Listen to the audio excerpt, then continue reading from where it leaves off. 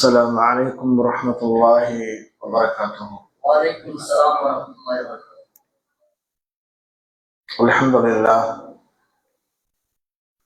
الحمد لله والصلاة والسلام على محمد وآله وأصحابه أجمعين. இறைவனின் சாந்தியும் சமாதானமும் நாம் உயிரையோட மேலாக அன்பு வைத்திருக்கிற அல்லாஹ்வின் திருத்தூதர் நபிகள் நாயகம் ஸல்லல்லாஹு அலைஹி வஸல்லம் அவர்கள் மீதும் ஏழிய நல்லடியார்கள் நம்மவர்கள் அனைவர் மீதும் என்றென்றும் நிலவட்டுமாக. அன்புக்குரிய சகோதரர்களே, அல்லாஹ்வுடைய ஒரு மாபெரும் கிருபையின் காரணமாக அவனுடைய அருள் மழை என பொழிகிற இந்த ரமலானுடைய மாதத்தில் அமர்ந்திருக்கிறோம். அல்ஹம்துலில்லாஹ். இந்த நேரத்திலே, இந்த குறுகிய நேரத்திலே நபிமார்களுடைய வரலாற்றை பேசி முடிக்க முடியாது. ஏனென்றால் நிறைய செய்திகள் உண்டு நபிமார்களை குறித்து. அதிலும் அல்லாஹு தஆலா ஒவ்வொரு சமூக மக்களுக்கும் ஒவ்வொரு நபிமார்களையும் அல்லாஹு தஆலா அனுப்பியதாக திருமறை குர்ஆனிலே குறிப்பிடுகிறார். இப்படி நிறைய நபிமார்கள் இருந்தாலும் அதிலே குறிப்பாக 25 நபிமார்களுடைய பெயர்களை அல்லாஹு தஆலா குர்ஆனிலே குறிப்பிடுகிறார். அந்த 25 நபிமார்களுடைய வரலாற்றையும் அல்லாஹு தஆலா முழுமையாக கூறவில்லை. ஒரு சில நபிமாருடைய வரலாற்றை நீண்ட நெடிய வரலாறாக அல்லாஹு தஆலா குர்ஆனிலே சொல்கிறார். ஒரு சில நபிமார்களுடைய பெயர்களை மட்டும்தான் குறிப்பிடுகிறார். ஒரு சில நபிமார்களுடைய அந்த பிரச்சாரத்தினுடைய அந்த கொள்கை சார்ந்த விஷயங்களை அவர் எடுத்து வைக்கின்ற விஷயங்களாகட்டும், அதற்கான மக்கள் சொல்லுகின்ற பதில்களாகட்டும், அதனால் ஏற்படுகிற விளைவுகளாகட்டும், இப்படி ரொம்ப விரிவாகவும் இல்லாமல் ஒரு பெயர்களை மட்டும் குறிப்பிடாமல் நடுத்தரமாக சொல்லப்படுகிற நபிமாருடைய வரலாறும் உண்டு. எனவே இந்த குறுகிய நேரத்திலே நீண்ட நெடிய வரலாற்றுக்கு சொந்தக்காரர்களான சில நபிமாருடைய வரலாற்றை நாம் சொல்ல முடியாது. அதனால இந்த குறுகிய நேரத்தில் இன்ஷா அல்லாஹ் ஒரே ஒரு நபியுடைய வரலாற்றை மட்டும் நம்ம பார்ப்போம். அதாவது சாலிஹ் அலைஹிஸ்ஸலாமுடைய வரலாறு, சாலிஹ் நபியினுடைய வரலாறு. இந்த சாலிஹ் அலைஹிஸ்ஸலாம் அவர்கள் எந்த சமூகத்திற்காக அனுப்பப்பட்ட நபி தெரியுமா?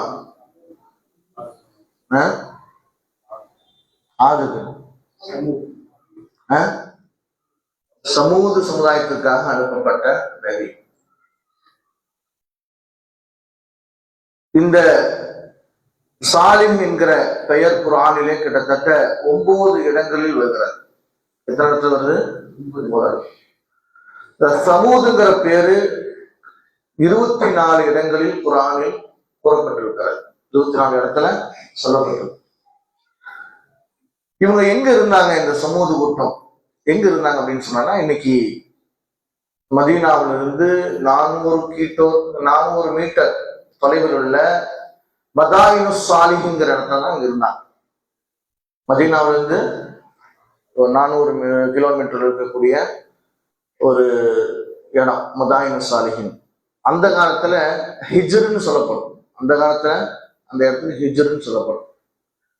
அங்க வசித்த மக்கள் தான் இந்த சமூது கூட்டம். அதாவது இவர்களை குறித்து பேசுகிற பொழுது இவர்கள் அரபு சமூகமாக இருந்தார்கள் என்று சொல்லப்படுகிறது. அரபு சமூகமாக இவங்க இருந்தாங்க. இவங்க யாருக்கு பின்னாடி இவங்க வந்தாங்கன்னு கேட்டானா, ஆது சமுதாயத்துக்கு பிறகு வந்த கூட்டம் தான் இந்த சமூக கூட்டம். நூஹ் நபியுடைய சமூகம் அந்த கப்பல்ல காப்பாற்றப்பட்டாங்களா இல்லையா, அதுல வந்தவங்க தான் ஆதி சமுதாயம். இந்த ஆதி சமுதாயத்துக்கு பிறகு வந்த சமூகம் தான் இந்த சமூக சமுதாயம்.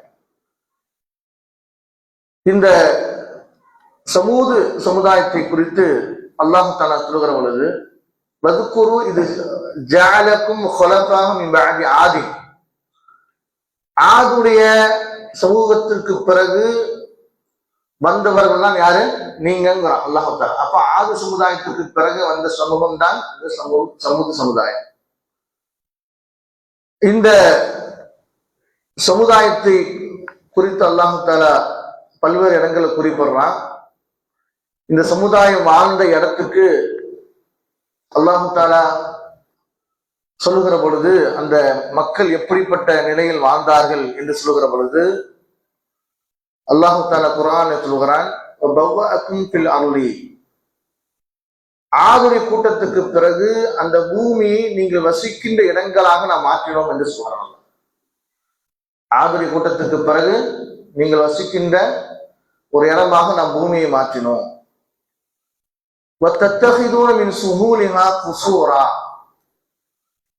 அவங்களுடைய தன்மைகள் அல்லாஹ் சொல்றான். நீங்க என்ன பண்ணீங்கன்னா, மின் சுஹூலிஹா, அந்த உங்களுடைய பகுதி மேட்டு பகுதியை நீங்கள் கோட்டைகளாக நீங்கள் அமைச்சீங்கிறாங்க. இந்த மேட்டு பகுதி நீங்க எப்படி மாத்திட்டீங்க, கோட்டைகளாக அமைச்சீங்க. ஜிபால புயூத்தன், மலைகளை குடைந்து வீடுகளாக நீங்க அமைச்சீங்கிறாங்க. மலைகளை குடைந்து வீடுகளாக நீங்கள் அமைச்சீங்கிறாங்க. இப்ப கூட மதாயின் சாலிஹுடைய வீடியோவில் நம்ம பார்த்துருக்கோம் இல்லையா, பெரிய பெரிய மலைகளை குடைந்து அந்த வீடு அமைச்சிருக்கக்கூடிய இடங்கள்லாம் வீடியோவில் நம்ம பார்க்கிறோம். அப்போ அந்த அளவுக்கு ஒரு வலிமை மிக்க ஒரு சமூகமாக யார் இருந்தா, இந்த சமூக கூட்டம் இருந்துச்சு. இப்ப கூட மலைகளை குறைவதற்கு மிகப்பெரிய கருவிகளை வச்சு பல நாட்கள் ஆகிறது. அதுதான் எவ்வளவு சிரமங்கள் படுறாங்க. ஆனா அன்னைக்கு சர்வ சாதாரணமாக அவங்க என்ன பண்ணாங்கன்னா, மலைகளை குறைந்து அவங்க வீடுகள் அமைச்சாங்க. அதே போன்று அந்த மேட்டு பகுதிகளை கோட்டைகளாக அவங்க என்ன செஞ்சாங்க, வச்சாங்க அப்படின்ட்டு அல்லாஹ் தஆலா அவங்களை குறித்து அல்லாஹ் தஆலா சொல்றாங்க. மேலும் அல்லாஹ் தஆலா சொல்லுகிற பொழுது, ஃபீ ஜன்னாத்தின் வ உயூன், அந்த சமூக கூட்டத்தாருக்கு அல்லாஹ் தஆலா தோட்டங்களை கொடுத்தான். எதை கொடுத்தான், தோட்டங்களை கொடுத்தான். உயூன் அப்படின்னு சொன்னா நீரூற்றுக்கள், நீரூற்றுக்களையும் அல்லாஹ் தஆலா என்ன செய்யலாம், கொடுத்தான். இப்போ பெரிய கோட்டை இருக்குது, அதுக்கப்புறம் பாதுகாப்பான வீடுகள் அவங்களுக்கு இருக்குது, அதே மாதிரி அவங்களுக்கு தோட்டங்கள் இருக்குது, தண்ணீருக்கு பிரச்சனையே இல்லை, நிறைய நீர் ஊற்றுக்கள் இருக்கிறது.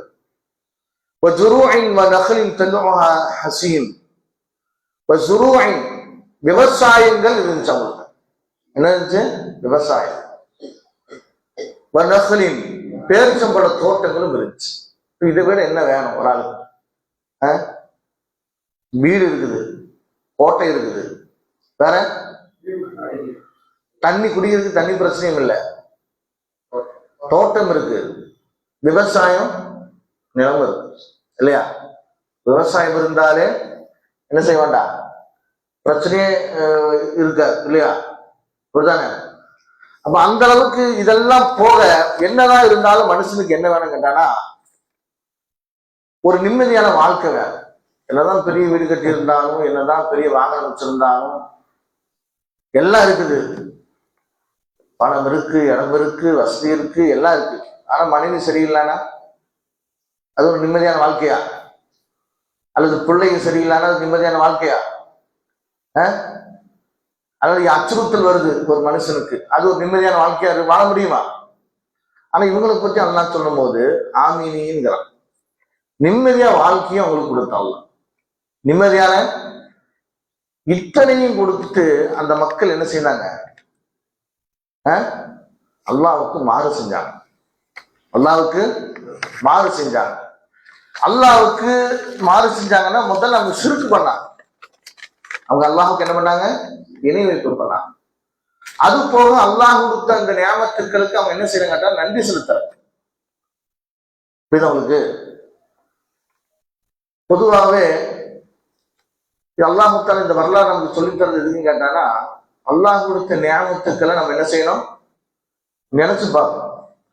அப்படி நினைச்சு பார்க்காம நம்ம இருந்தோம்னு சொன்னானா அல்லாஹ் தஆலா இந்த உலகத்திலே ஒரு சில தண்டனைகள் நம்ம என்ன செய்வான், கொடுப்பான். சில குடும்பங்களை பார்த்தோம்னு சொன்னா முன்னாடி வாழ்ந்து கட்ட குடும்பம்னு சொல்லலாம். முன்னாடி பயங்கரமா இருந்தாங்க, இப்போ அவங்க கஷ்டப்படுறாங்க. என்ன காரணம் அப்படின்னா, அல்லாஹ் கொடுத்த அந்த நியமத்துக்கு அந்த குடும்பங்கள் என்ன செய்யல, நன்றி செலுத்தல். இன்னும் சக்கர்த்தும் அஸீதன்னக்கும், நீங்க அல்லாஹ்வுக்கு நன்றி செலுத்தீங்கன்னா அல்லாஹ் தஆலா என்ன செய்வான், அதிகப்படுத்துவான். ஆனா இந்த குடும்பங்களுக்கு ஏன் அதிகப்படுத்தல, நன்றி செலுத்தல. புரியுது உங்களுக்கு?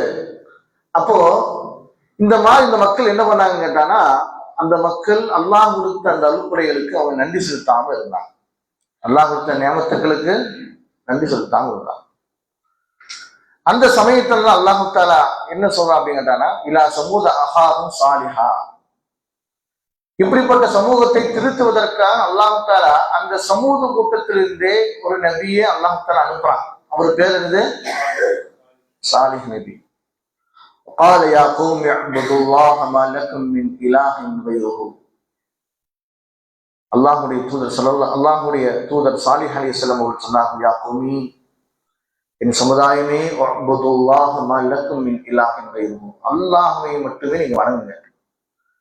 அல்லாஹ் அல்லாதவர்கள் நீங்க என்ன செய்யக்கூடாது, வணங்கக்கூடாது. இதுதான் முதல் பிரச்சாரம். எல்லா நபிமார்களும் தங்களுடைய சமூகத்திற்கு முதலாக செய்த பிரச்சாரம் என்ன, யா கௌமி உஅ்புதுல்லாஹ மா லக்கும் மின் இலாஹின் கைருஹு.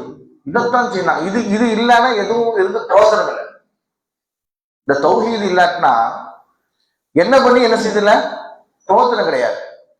அப்ப அவர்கள் திருந்தி அவர்கள் சொர்க்கத்துக்கு போனோம்னா எது முக்கியமா தேவை, அவங்கள்ட்ட எது தேவை, அல்லாஹ்வை மட்டுமே வணங்கணும். அதைத்தான் இந்த எல்லா நபிமாரும், அது நீங்க இதுக்கு முன்னாடி சமூக கூட்டத்துக்கு முன்னாடி அனுப்பப்பட்ட ஆது கூட்டத்தினுடைய நபியாக வந்த ஹூத நபியாக இருந்தாலும் சரி, அல்லது ஷுஐப் நபியாக இருந்தாலும் சரி, எந்த நபியாக இருந்தாலும் அந்த மக்களுக்கு செய்த முதல் பிரச்சாரம் என்னதுதான், யா கௌமி உஅ்புதுல்லாஹ மா லக்கும் மின் இலாஹின் கைருஹு, அவனை தவிர வணக்கத்துக்குரிய இறைவன் யாருமே இல்லை. இதைத்தான் ரசூலுல்லாஹும் பிரச்சாரம் பண்ணாங்க. இந்த பிரச்சாரத்தை தடுக்கிறதுனா, உங்களுக்கு ஆட்சி பொறுப்பு வேணுமா, மக்களை உங்களை தலைவராக்கிறோம். உங்களுக்கு பெண்கள் வேண்டுமா, எங்கள் அழகான பெண்கள் உங்களுக்கு கல்யாணம் முடிச்சு கொடுத்தோம். அல்லது உங்களுக்கு பண வசதி வேணுமா, எங்களை ஒரு ஆளை நீங்க உங்களை என்ன செய்யணும், பணக்காரரா ஆக்கணும். இந்த மூணுல தான் ஒருத்தர் கெட்டு போவான். இந்த மூணுலாம் கொள்கையை தாண்டி போவான். பதவி கிடைச்சாலும் மார்க் அவனுக்கு பெருசா தெரியாது இல்லையா, பெண் விஷயத்திலும் தோத்து போயிடுவான், பொருளாதார விஷயத்திலையும் தோத்து போயிடுவான். இந்த மூணையும் சொல்லி அந்த நபி ரசூல் ஸல்லல்லாஹு அலைஹி வஸல்லம் அவங்கள முடக்க பாக்குறாங்க. அப்ப ரசூலுல்லாஹ் என்ன சொன்னாங்க, இந்த வலது கை சூரியனும் இடது கையிலே சந்திரன் வைத்தாலும் கூட இந்த கொள்கையை நான் விட்டுக் கொடுக்க மாட்டேன்னு சொன்னாங்க. இதைத்தான் நபிகள் ஸல்லல்லாஹு அலைஹி வஸல்லம் அவர்கள் தன்னுடைய ஆரம்ப பிரச்சாரமாகவும் தன்னுடைய இறுதி பிரச்சாரமாகவும் செய்தது எது கேட்டானா, அல்லாஹ்வை மட்டுமே வணங்குங்க. ஆயிஷா ரலியல்லாஹு அன்ஹா சொல்றாங்க, ஆரம்பத்தில் அல்லாஹ் தஆலா மது குடிக்க வேண்டாம் ஒரு வசனத்தை இறக்கி இருந்தானா அந்த மக்கள் அந்த பழக்கத்தை விட்டுருக்க மாட்டாங்க. இப்பவும் மது என்ன செய்வாங்க, குடிச்சுட்டு தான் இருப்பாங்க. வலா தக்ரபு ஸினாங்கிற வசனம் ஆரம்பத்துல இறங்கி இருந்தானா அந்த மக்கள் இப்போ என்ன செஞ்சுட்டு தான் இருப்பாங்க, விபச்சாரம் பண்ணிட்டு தான் இருப்பாங்க. அப்ப அந்த விபச்சாரத்திலிருந்து அந்த மதுவின் நம்மளை தடுத்தது எதுன்னு ஆயிஷா நாயகி சொல்லும் போது இந்த ஏகத்துவம் தாங்க. எது, அல்லாஹ்ங்கிறது யார், அவன் எப்படிப்பட்டவன், நம்முடைய வணக்கங்களை அவனுக்கு எப்படி செலுத்தணும், இதையெல்லாம் ஒரு மனுஷன் படிச்சுட்டானா அவன் என்ன செய்ய முடியாது, தீமையின் பக்கம் போக மாட்டாங்க என்று ஆயிஷா ரலியல்லாஹு அன்ஹா சொல்வது பார்க்க முடியுது. இதைத்தான் நபிமார்களும் சொன்னாங்க, யா கௌமி உஅ்புதுல்லாஹ மா லக்கும் மின் இலாஹின் கைருஹுன்னு சொன்னாங்க. இதேதான் அந்த நபியும் சொல்கிறார். சொல்லிட்டு அந்த மக்களிடத்திலே அவர் செய்த பிரச்சாரத்தை அல்லாஹ் சொல்கிறான். என்ன சொல்றான், வஸ்தக்ஃபிரூஹு வதூபு இலைஹி, நீங்க அல்லாஹ்விடத்துல பாவ மன்னிப்பு கேளுங்க, அல்லாஹ்விடத்துல பாவ மன்னிப்பு கேளுங்க. அவரிடத்துல நீங்க என்ன செய்யுங்கன்னா தௌபா செய்யுங்க. அவரிடத்துல தௌபா, இது தௌபா இஸ்திக்ஃபார்ங்கிறது ஒரு இபாதத். நான் என்ன பாவம் செய்த இஸ்திக்ஃபாருக்கு நினைக்கக்கூடாது. இஸ்திக்ஃபார் செய்வது என்னதுதான் ஒரு இபாதத். அதுதானே ரசூல் ஸல்லல்லாஹு அலைஹி வஸல்லம் ஒரு நாளைக்கு 100 முறை இஸ்திக்ஃபார் பண்ணியிருக்காங்கிறாங்க இல்லையா? இது மன்னிப்புக்குரிய நாள் இந்த மாதம். அப்ப நம்ம என்ன செய்யணும்? முடிந்த அளவுக்கு என்ன செய்யணும்? நம்முடைய கடந்த கால வாழ்க்கையை நினைத்து வருந்தி திருந்தி நம்ம அதிகமா என்ன செய்யணும்? இஸ்திக்ஃபார் செய்யணும். தூவு இலை அவன் பக்கம் மீறணும். அதுதான் அந்த நபிமார்கள் சொன்னாங்க. சாலிஹ் நபி அவர்தான் சொல்றான். சொல்லிட்டு அவர் என்ன சொல்றாரு? இந்த ரப்பி, என்னுடைய இறைவன் எப்படிப்பட்டவன் என்று சொன்னால் கரீப், அவன் பக்கத்தில் இருக்கிறான். முஜீப், நாம் அழைத்தால் அழைப்புக்கு பதில் தரக்கூடியவனாக இருக்கிறான் அப்படின்னு என்ன செய்றாரு? சாலிஹ் நபி சொல்றாரு. உடனே அந்த மக்கள் என்ன பண்ணாங்க தெரியுமா? காலு யா சாலிஹ், ஓ சாலிஹே, அது குந்த ஃபீனா மர்ஜூவன். சாலிஹே, நீங்க எங்களுக்கு மத்தியில நீங்க எப்படி இருந்தீங்க தெரியுமா? ஒரு நல்ல திறமையான ஆளா, ஒரு சிறந்த ஆளா, எங்களை மதிப்பு மிக்கவரா நீங்க இருக்கிறீங்க.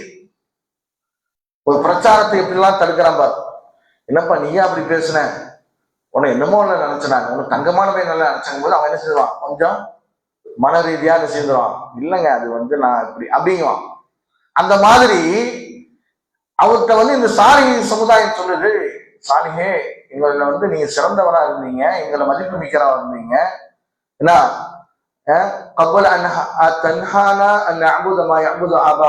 இதுக்கு முன்னாடி எங்க வாப்பா அம்மா எல்லாம் வணங்கினத நாங்க வணங்குறது தடுக்கிறதுக்கு முன்னாடி நீங்க தடுக்கிறீங்க, அதனால நீங்க மோசமான ஆளுன்னு சொன்னாங்க. இது பிரச்சாரம் செய்யாம இருந்தீங்க, நீங்க யாரு? சூப்பர் ஆள் நீங்க. ஆனா என்ன செய்யக்கூடாது? இந்த பிரச்சாரத்தை தடுக்கிறீங்க, அதனால நீங்க மோசமான ஆளாயிட்டீங்க அப்படின்னு சொல்லி என்ன செஞ்சாங்க? சாலிஹ் நபியை பார்த்து அந்த மக்கள் சொன்னாங்க. சாலிஹ் அலைஹிஸ்ஸலாம் அவர்கள் அந்த மக்களை பிரச்சாரத்தின் பக்கம் என்ன செய்றாங்க? தௌஹீதின் பக்கம் அழைக்கிறாங்க. அழைக்கிற சமயத்துல இந்த அழைப்பை ஏற்ற மக்கள், இந்த அழைப்பை ஏற்ற மக்கள் யாருன்னு பார்த்தீங்கன்னா ஏழைகளாக இருந்தாங்க. எப்பவுமே இந்த பிரச்சாரத்துக்கு இந்த ஏகத்துவத்தை ஏற்கிறது எந்த மக்களாக இருப்பாங்கன்னு சொன்னாங்கன்னா ஏழைகளாகத்தான் இருப்பாங்க. முதல்ல யாரா இருப்பாங்க? ஏழைகளாகத்தான் இருப்பாங்க. பாருங்க, அந்த மக்கள் சொல்றாங்க, சமூக கூட்டம் சொல்லிடுவாங்க, அந்த சமுதாயத்திலே பெருமெடுத்துக் கொண்டிருந்த அந்த மக்களில் தலைவர்கள் சொன்னார்கள், யாரை பார்த்து? லிமன் ஆமன மின்ஹும், அவர்கள் ஈமான் கொண்ட பலகீனமான ஆட்களை பார்த்து சொன்னாங்க. என்ன சொன்னாங்க? அன்ன சாலிஹன் முர்சலுமின் ரப்பி, சாலிஹ் நபி அல்லாஹ்வுடைய தூதரை நீங்க நம்புறீங்களா? அந்த ஏழைகள் சொன்னாங்க, காலு இன்னா பிமா நுர்சில் பிஹி முஃமினீன், அவர் எதை கொண்டு வந்தாரோ அதை நாங்க என்ன செய்றோம்? நாங்க ஏற்றுக்கிறோம்னு சொன்னாங்க. அப்ப இந்த பிரச்சாரத்தை முதலாக ஏற்கின்ற நபர்கள் யாருன்னு சொன்னாங்கன்னா அதனுடைய ஏழைகளாகவும் பாலைகளாகவும் தான் இருந்தாங்க. ஏழை பாலைகள் இந்த மார்க்கத்தை ஏற்கக்கூடியவராக இருந்தாங்க. ஏன்னா வசதி படைத்த நபர்கள் இந்த மார்க்கத்துக்கு வருவதற்கு முன்னாடி யோசிப்பாங்க. என்ன யோசிப்பாங்கன்னா, இந்த பிரச்சாரத்தை நாம் தொடர்ந்து இருந்தால் இதனால் நம்ம என்ன செய்வோம்? நம்முடைய சொத்துக்கள் பாதிக்கப்படுமா? கட்சிக்காரங்களும் வரமாட்டாங்க. என்ன காரணம்? இதனால நம்ம கட்சி பதவி போயிருமா, மதிப்பு போயிருமா? அதனாலதான் நீங்க பார்க்கலாம், இந்த சமுதாயத்துல ஏழை பாலைகள் தான் என்ன செய்வாங்க? இந்த மார்க்கத்தை அதிகமா ஏற்பாங்க. அதனால்தான் ரசூல் ஸல்லல்லாஹு அலைஹி வஸல்லம் அவங்க இந்த பிரச்சாரம் செய்கிற பொழுது இந்த பிரச்சாரத்துக்கு தடையாக இருந்தது எதுன்னு கேட்டானா இதுதான், இந்த ஏழை பாலைகளோட நீங்க உட்கார்ந்துட்டீங்கன்னு சொன்னாங்க. யாரு? அபூஜஹல், உத்பா, ஷைபா இல்லையா?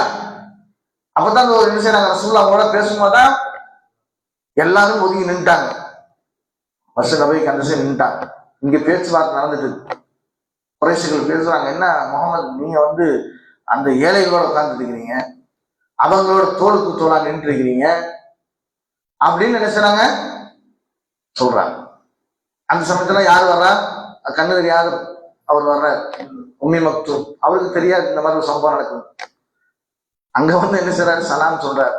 ரசூலுல்லாஹ் கொஞ்சம் தாமதிக்கிறாங்க. உடனே அல்லாஹ் தஆலா கண்டிக்கிறார்.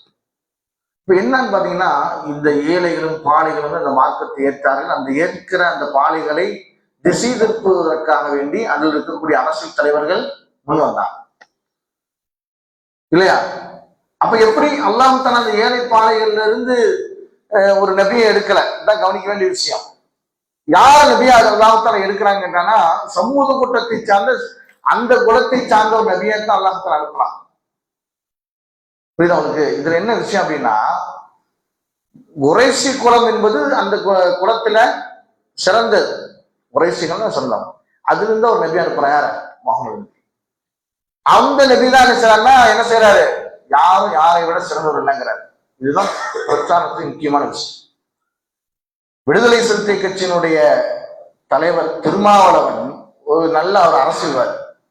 தன் சமூக மக்களுக்காக பாடுபடுகிற, அதற்காகவே தன்னுடைய வாழ்க்கையை அர்ப்பணித்த ஒரு அரசியல் தலைவர் தமிழ்நாட்டில் இருப்பாருன்னா அது யாருதான்? திருமாவளவன் சொல்ல முடியும் என்னுடைய பார்வையில. திருமாவளவன் தன் சமூகத்திற்காக, பாறைகளுக்காக, ஏழைகளுக்காக சம அந்தஸ்தோடு அவர்கள் இருக்க வேண்டும், அவர்களுக்கு மேலே வர வேண்டும், தன் சமுதாயம் உயர்நிலைக்கு வரணும்னு தன் வாழ்க்கையில அதிகமான நேரங்களை செலவு பண்றார். எல்லாரும் போற்ற வேண்டியதுதான், பாராட்ட வேண்டியதுதான். ஆனால் திருமாவளவனை விட எந்த சமூகம் அவர்களை ஒடுக்குகிறதோ அந்த சமுதாயத்தை சார்ந்த ஒருவர் இந்த பிரச்சாரத்தை வச்சாருன்னு சொன்னாங்க, அவரை விட அவர் தான் சிறந்தவர். இதுதானே? நான் பாதிக்கப்பட்ட நான் பேசுறது பெருசு இல்லை. ஆனா பாதிக்கப்படாத ஒரு இடத்துல எனக்காக குரல் கொடுக்கிறானே அவன் தான் சிறந்தவர். அதனால தான் அல்லாஹ் தஆலா நபிமார்களில் எப்படிப்பட்ட தேர்ந்தெடுத்தாங்கன்னா அவர்களில் ஒரு சிறந்த குணத்தை அல்லாஹ் தஆலா தேர்ந்தெடுக்கிறான். எதுக்கு தேர்ந்தெடுக்கிறான்னா அந்த மாதிரி ஆளுகளுக்கு சம உரிமையோடு அவங்க இருக்கணும், தோளோடு தோல் சேர்ந்து நிற்கணும், அவர்களோடு பழகணும். அவர்கள் ஏற்றத்தாழ்வு என்பது இறையச்சத்தின் அடிப்படையில் தான் இருக்கிறது. மொழியின் அடிப்படையில் அல்ல, நிறத்தின் அடிப்படையில் அல்ல, குலத்தின் அடிப்படையில் அல்ல, அல்லது இந்த மண்ணை சார்ந்தவன் என்கிற அடிப்படையில் அல்ல என்று ஒரு பிரச்சாரத்தை இந்த விமானம் வச்சாங்க. எனவே அதைத்தான் அல்லாஹ் தஆலா சொல்றான். அங்க இருக்கக்கூடிய அந்த அரசியல் தலைவர்கள் இந்த பாறைகளை ஈமான் கொள்வதை தடுக்குவதற்கு முயற்சி பண்ணாங்க. யாரு? இந்த சமூகத்தை சார்ந்த அந்த மக்கள். இருந்தாலும் அந்த மக்கள் ஈமான்ல உறுதியாக இருந்தாங்க. அதைத்தான் எல்லாம் சொல்றான். காலு அவங்க சொன்னாங்க, இன்னா பிமானு சில பிஹி முஃமினீன். அந்த தூதர் எதை சொன்னாங்க அதை என்ன செய்யறோம்? ஏத்துக்கிறோம்னு சொன்னாங்க. ஏத்துக்கிறோம்னு சொன்ன உடனே இவங்களுக்கு கோபம் கொந்தளிச்சு போய் அடுத்தது எங்க கை வைப்பாங்க தெரியுமா? இந்த பிரச்சாரத்தை ஒடுக்குவதற்கு, இந்த பிரச்சாரத்தை தடுப்பதற்கு அவர்களை முக்கியமா யாரை கை வைப்பாங்கன்னா அந்த பிரச்சாரத்துல யாரை கை வைப்பாங்க? அப்படிதானே? ரசூலுல்லாஹ் இத்தனை கல்யாணம் பண்ணாங்க, ரசூலுல்லாஹ் தீவிரவாதத்தை இப்படித்தான் சொல்லுவாங்க. தவிர குர்ஆன்ல இருந்து ஒரு இதை வச்சு மட்டும் இது பொய்ன்னு சொல்ல முடியுமா? அவனால சொல்ல முடியாது. அந்த மாதிரி என்ன பண்ணாங்கட்டா, முதல்ல இந்த சொல்ற ஆளை டம்மி பண்ணணும். அதுக்கு என்ன சொன்னாங்க? அந்த இல்லா வசனம் சொல்லுனா, எங்களை மாதிரி நீ ஒரு மனுஷன் தான் சாலியே, எங்களை மாதிரி சாப்பிட்றீங்க, எங்களை மாதிரி தூங்குறீங்க, எங்களை மாதிரி கடலிக்கு போறீங்க, எங்களை மாதிரி திருமணம் செய்றீங்க, எல்லாம் எங்களை மாதிரி பண்றீங்களே, நீங்க தூதர்களுக்கு என்னங்க எவிடன்ஸ் அப்படின்னு கேட்கிறான். சொல்லிட்டு சொல்றாங்க, ஆயத்தின் குந்தமின சாதிக்கு உண்மை பேசக்கூடியவளாக இருந்தா நீங்க என்ன செய்யுங்கன்னு கேட்டானா ஒரு சான்றை கொண்டு வாங்கன்னு கேட்டாங்க. நீங்க அல்லாஹ்வுடைய தூதர் என்பதற்கு என்ன வேணும்? ஒரு சான்று வேணும் அப்படின்னு கேட்டாங்க. இது எல்லா சமூகமும் கேட்கும், ரசூலுல்லாஹ்வுடைய சமூகமும் கேட்டுச்சு. நீங்க உண்மையான நபியாகிறதுக்கு என்ன கேட்பா? ரசூல் ஸல்லல்லாஹு அலைஹி வஸல்லம் கேட்டாங்க. இந்த சந்திரனை பிளந்து காட்டும் போது என்ன செஞ்சாங்க? ரசூலுல்லாஹ் இரண்டாக என்ன செஞ்சாங்க? அல்லாஹ்வுடைய அனுமதியோடு இரண்டாக என்ன செய்ய சந்திரன் பழக்கு இல்லையா? இந்த சம்பவத்தை பார்த்து கூட அவங்க வந்தாங்களா? மார்க்கத்துக்கு வரல. என்னதான் பின்ன சான்றுகளை காமிச்சாலும் அத்தாட்சிகளை காமிச்சாலும் சில உள்ளங்கள் இறுகித்தான் இருக்கும், அது இலகாது. அந்த மாதிரி இந்த நபிமார்கள் என்ன செஞ்சாங்க? நபிமார்கள் இந்த சமுதாயத்தை சார்ந்த நபிமார்கள் என்ன கேட்டாங்கன்னா ஏதாவது ஒரு அத்தாட்சி கொண்டு வாங்க சொன்னாங்க. அல்லாஹ் ஒரு அத்தாட்சி கொடுக்குறான். என்ன அத்தாட்சி கேட்டாங்கன்னா ஒரு ஒட்டகத்தை கொடுக்குறான் அல்லாஹ். அந்த ஒட்டகம் யாருக்கும் சொந்தமான ஒட்டகம் அல்ல. இரண்டு மலைகளுக்கு இடையில் கலவா என்கிற பகுதியிலிருந்து அல்லாஹ்வால் படைக்கப்பட்ட ஒரு ஒட்டகம் அங்கிருந்து வருகிறது. அந்த ஒட்டகம் பிரம்மாண்டமான ஒட்டகம். அந்த ஒட்டகம் தண்ணி குடிச்சதுன்னா அத்தனை தண்ணியும் உறிஞ்சு குடிச்சிடும். அந்த அளவுக்கு உண்டான ஒரு ஆற்றல் மிகு ஒரு பிரம்மாண்டமான ஒரு ஒட்டகத்தை அல்லாஹ் தஆலா என்ன செய்யறான்? அவங்களுக்கு ஒரு அத்தாட்சியா கொடுக்குறான் அல்லாஹ் தஆலா. அதுக்கு ஒரு தவணை வைக்கிறான். ஒரு நாள் நீங்க தண்ணி குடிக்கணும், இன்னொரு நாள் அவங்க தண்ணி குடிக்கணும். இந்த மாதிரி.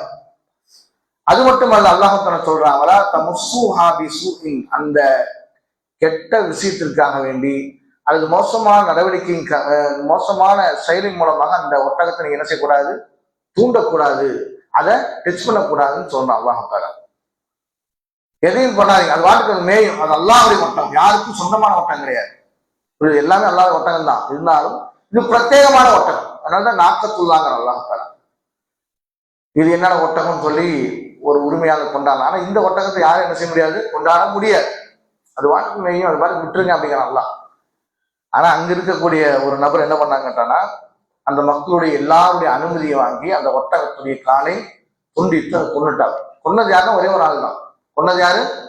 ஒரே ஒரு ஆள் தான். ரசூல் ஸல்லல்லாஹு அலைஹி வஸல்லம் சொல்லும் போது அபீஸமா என்று சொல்லுகின்ற இன்றைக்கு குறைசி ரசூல்லா காலத்து ஒரு ஆள் உதாரணம் காட்டுறாங்க.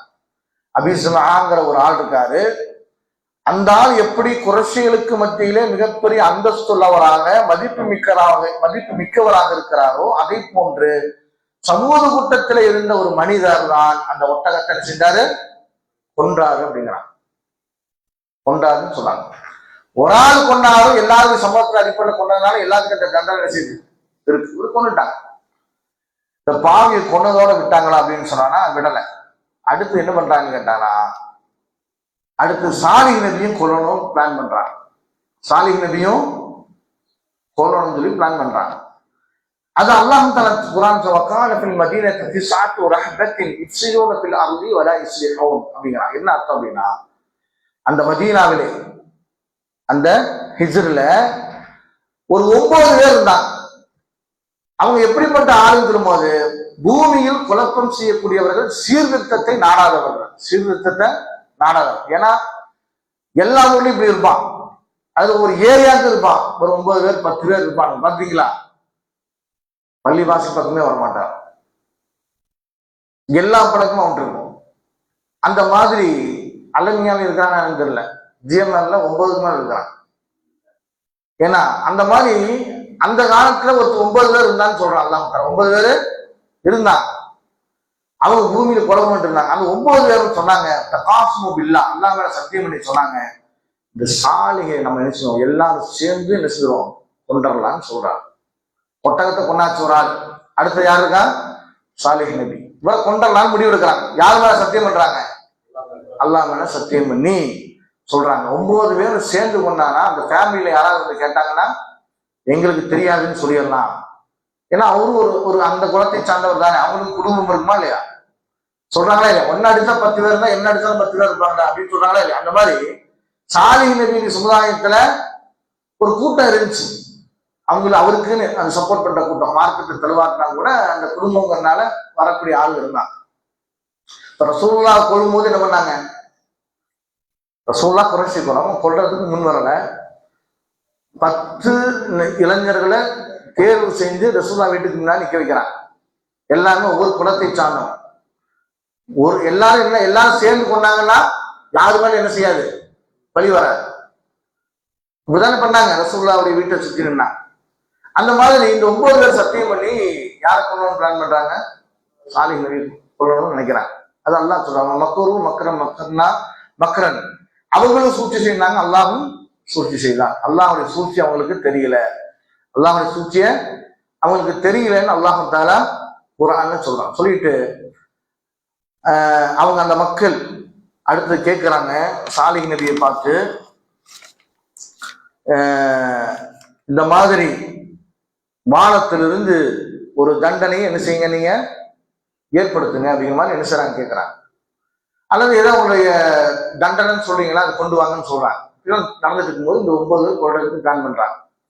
பிளான் பண்ணும்போது அல்லாஹ் தஆலா முடிவெடுத்துட்டா அந்த சமுதாயத்தை அழிக்கணும்னு முடிவெடுத்தான். அது அல்லாஹ் சொல்லும்போது, பலம்மா ஜா அம்ருனா, என்னுடைய தண்டனை வந்த பொழுது, நஜ்ஜைனா சாலிஹன் வல்லதீன ஆமனு மஅஹு பிரஹ்மத்தின் மின்னா, என்னுடைய அருளின் காரணமாக சாலிஹ் நபியையும் அவரை நம்பியிருக்கிற சமூகத்தையும் நாம் காப்பாற்றினோம். வமின் ஹிஜி யௌமஇதின், அன்றைய நாளுடைய இழிவிலிருந்தும் அல்லாஹ் என்ன செய்தான், சாலிஹ் நபியையும் சமூகத்தையும் அல்லாஹ் காப்பாற்றினான் என்று சொல்லிவிட்டு அடுத்து சொல்றான், அல்லாஹு தாலா அந்த அநியாயக்கார சமூகத்தை எல்லாம் பிடித்து கொண்டான். எப்படி கேட்டனா, செய்ஹத்துன்னா ஒரே ஒரு சப்தம் தான், ஒரே ஒரு சப்தம்.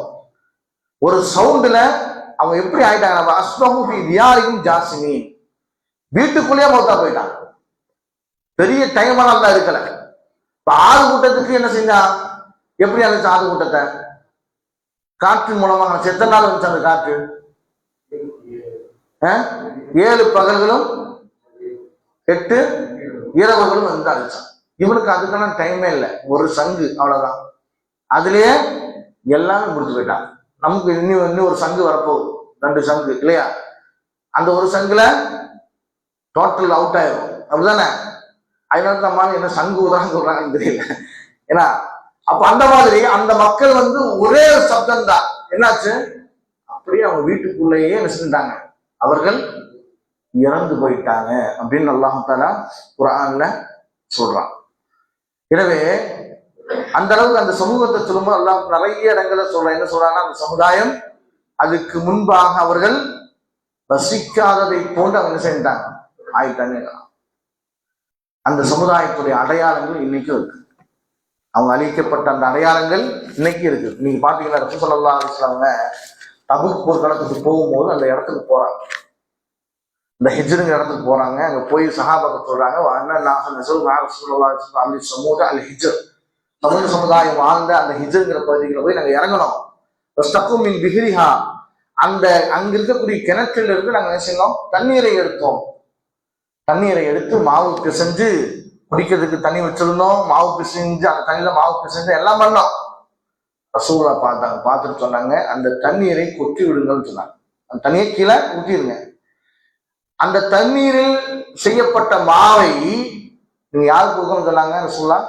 ஒட்டகத்துக்கு கொடுத்துருங்க, யாருக்கும் சாப்பிடாதீங்க. ஏன்னா அல்லாஹ்வுடைய வேதனை இறங்கிய ஒரு இடம் சொன்னாங்க. அல்லாஹ்வுடைய வேதனை இறங்கிய ஒரு இடம். இன்னும் ரசூல் ஸல்லல்லாஹு அலைஹி வஸல்லம் வேற ஹதீஸ்ல எப்படி சொல்றாங்கன்னா, லா தத்குலு மசாக்கினல் லதீன ஸலமு அன்ஃபுஸஹும், தங்களுக்கு தாங்களே அநியாயம் செய்து கொண்டார்களே அப்படிப்பட்ட அந்த அநியாயக்காரருடைய வசிப்பிடங்களுக்கு நீங்கள் நுழைகிற சமயத்திலேயே இல்ல அன் தக்கூன பாக்கியின், நீங்கள் அழுதவர்களாக உள்ளே நுழையாதுன்னு சொன்னாங்க. அழுதுட்டு தான் போகணும்னு சொன்னாங்க. அல்லாஹ்வுடைய தண்டனைக்கு உட்படுத்தப்பட்ட அந்த பூமிக்கு போகும்போது நீங்க எப்படி போனோம், அழுதவங்களாக போகணும். இன்னைக்கு அங்க ஜாலியா போயிட்டு இருக்காங்க சில பேர். அந்த மாதிரி போகாம என்ன செய்யணும், போலாம், தப்பு கிடையாது, வசிப்பிடத்தை பார்க்கணும். ஆனா எப்படி இருக்கணும், அந்த நமக்கு என்ன இது வரணும் அப்படின்னு கேட்டானா, அல்லாஹ் மேல உள்ள ஒரு பயம் நமக்கு வரும். அல்லாஹ் தஆலா இப்படிப்பட்ட ஒரு மக்களை இவ்வளவு ஆற்றலும் அது வசதி வாய்ப்புகளும் கொடுத்து அந்த மக்கள் நன்றி செலுத்தாமல் இருந்ததுடைய விளைவாக அல்லாஹ் தஆலாவுடைய தண்டனை இந்த பூமியில வந்திருக்குங்கிற பயம் நமக்கு என்ன செய்யணும், வரணும். அதனால்தான் ரசூல் ஸல்லல்லாஹு அலைஹி வஸல்லம் வேகமாக காற்று வீசுகிறாங்க, வீசும் பொழுதும் மழை வருகிற பொழுதும் பெருமானார் பதட்டப்படுவாங்க. ஒரு நாள் ரசூலுல்லாஹ் ஆயிஷாவுடைய வீட்டுல இருக்கிறாங்க, காற்று பயங்கரமா வீசுது, மழை பயங்கரமா அடிக்குது. சஹாபாக்கள் சந்தோஷப்படுறாங்க, பாலைவனம் தானே, மழை வரும்போது சந்தோஷம், ஆயிஷா நாய்க்கும் சந்தோஷம். ஆனா ரசூல் ஸல்லல்லாஹு அலைஹி வஸல்லம் முகத்தை பார்த்தனா ஒரு பதட்டம், அங்கு இங்கு போயிட்டு இருக்காங்க. கேட்கிறாங்க ஆயிஷா நாயகி, அல்லாஹ்வுடைய தூதரை ஏன் வந்து மக்கள் அது சொல்லவும் செய்றாங்க, மக்கள்லாம் சந்தோஷமா இருக்கும்போது நீங்க ஏன் பதட்டப்படுறீங்கன்னு கேட்டாங்க.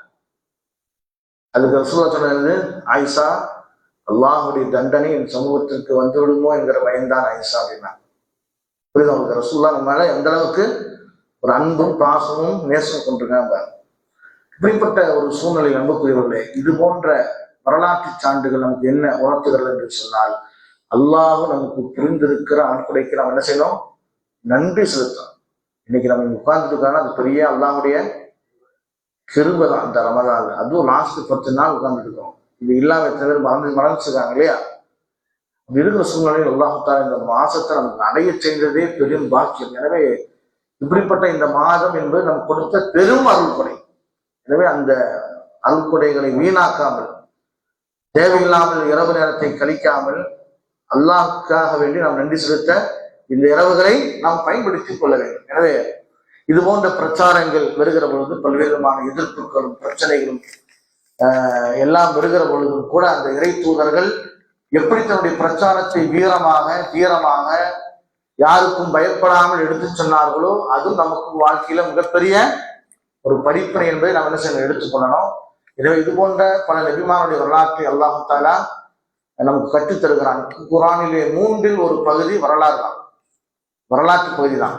அதுவும் ரசூலுல்லாஹ்க்கு எப்ப இருந்துச்சுன்னு கேட்டானா, பிரச்சாரத்தை ரசூலுல்லாஹ் எங்க சந்திக்கும் போது பிரச்சனை ஏற்பட்டுச்சோ, எங்க ரசூல் ஸல்லல்லாஹு அலைஹி வஸல்லம் அவமானங்கள் இழிவுகளும் ஏற்பட்டுச்சோ, அப்ப ரசூலுல்லாஹ்வுடைய உள்ளத்தை திடப்படுத்துவதற்காக இறங்கப்பட்ட வரலாற்று சம்பவங்கள் தான் இது நபிமாருடைய வரலாற்று சம்பவங்கள். எனவே இது போன்ற சமூகத்துக்கு உள்ளே இறங்கி நாம் போராடுகிற பொழுது, பிரச்சாரம் செய்கிற பொழுது நம்மை என்ன செய்வாங்க, பல்வேறு விதமான விமர்சனங்களுக்கும் உட்படுத்தப்படுகிற பொழுதும் கூட அந்த விமர்சனங்களை தாண்டி நம்ம என்ன செய்ய பிரச்சாரத்தை எடுத்து சொல்ல வேண்டும் என்கிற ஒரு உறுதிப்பாடு இந்த நபிமார்களுடைய வரலாற்று மூலமாக நமக்கு கிடைக்கிறது என்பதை நாம் என்ன செய்யணும், மறந்துவிடக்கூடாது. எனவே இது போன்ற வரலாற்றை படித்து நம்முடைய வாழ்க்கையை பகர்த்துவதற்கெல்லாம் அவசியம் என்று கூறி இந்த சிற்றுரைக்கு முடிவுறுகிறேன்.